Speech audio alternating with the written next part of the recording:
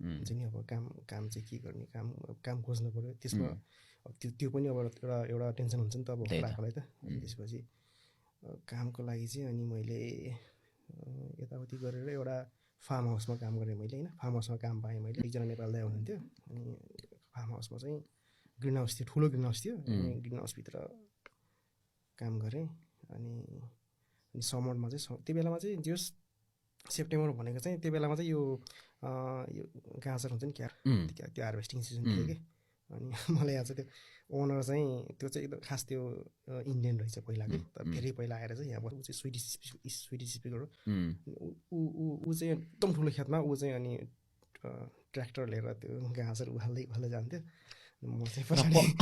पछाडि अनि त्यो मिसिनले छोडेको गाजर चाहिँ त्यो बाल्टीमा उठाउँदै हिँड्थेँ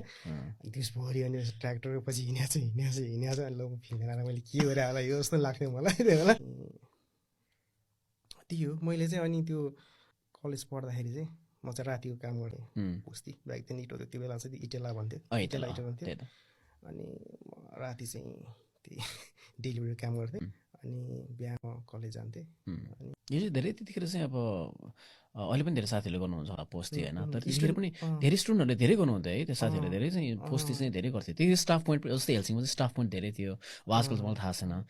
त्यसले चाहिँ अब धेरै साथीहरूले चाहिँ स्टाफ पोइन्टको थ्रुबाट पनि अब प्लक्कीदेखि गर्नेदेखि लिएर इन्स्ट्रुमेन्टमा काम गर्नेदेखि लिएर अब डिस्ट्रिब्युसनदेखि लिएर बेसिक त्यो के अरे सिफ्टवाला कामहरू क्या धेरै गर्नुहुन्थ्यो कि अब म आफैले पनि गराएको त्यस्तो धेरै कुराहरू अनि प्लस धेरै साथीहरूले चाहिँ अब मर्निङमा त्यतिखेर मेट्रो पनि थियो हेल्सिङमा मेट्रो बाँड्नेदेखि लिएर अनि पोस्टमा चाहिँ मलाई त याद चाहिँ छ किनकि अब स्टुडेन्टलाई अब त्यो बेलामा चाहिँ अब